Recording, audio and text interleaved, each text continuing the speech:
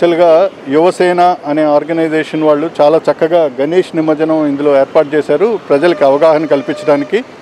వాళ్ళు యువసేన హరిగోపాల్ గారిని, హరిప్రసాద్ గారిని నేను అభినందిస్తున్నాను. ఎందుకంటే వాళ్ళు ఆ మోడల్ తయారు చేసి తీసుకొచ్చినప్పుడు నాకు అక్కడ చూసినప్పుడు ఈ ఏరియాలో పబ్లిక్కి ప్రతి వాళ్ళకి బస్సు ఎక్కుతున్నప్పుడు వస్తున్నప్పుడు ఇక్కడ స్టూడెంట్స్ ఎక్కువ మంది ఉంటారు కాబట్టి వాళ్ళందరికీ కూడా ఈ వ్యాక్సినేషన్ అనేది గుర్తు చేసినట్టుగా ఉంటుంది.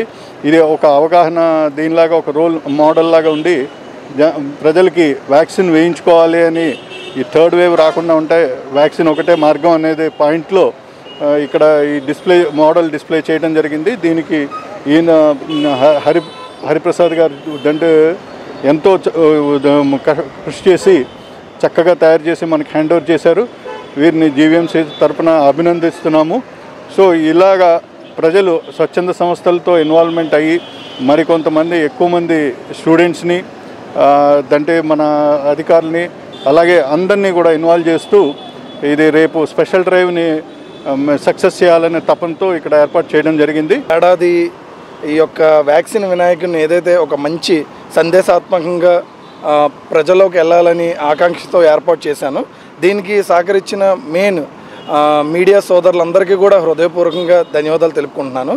సో అనుకున్న పరంగానే మనం ఏదైతే నేను ఈ వ్యాక్సిన్ వినాయకుని నిమజ్జనం అయిన వెంటనే మనకి ఏదో ఒక నవరాత్రులు లేదా 3 రోజులు పూజా మహోత్సవంలో భాగంగా ఈ వ్యాక్సిన్ వినాయకుడు అయిపోకూడదు అన్న ఉద్దేశంతో మనకి ఇక్కడికి పండాల దగ్గరికి వచ్చినటువంటి chief medical officer GVMC Shastri గారు ఆ రోజు చూసిన వెంటనే చెప్పారు, ఈ యొక్క వ్యాక్సిన్ వినాయకుని బాటిల్ ఏదైతే ఉందో మెగా డ్రైవ్స్ ప్రతి వారంకి ఒక 1 వీక్ మెగా డ్రైవ్స్ అనేవి కండక్ట్ చేస్తున్నారు మున్సిపాలిటీలో.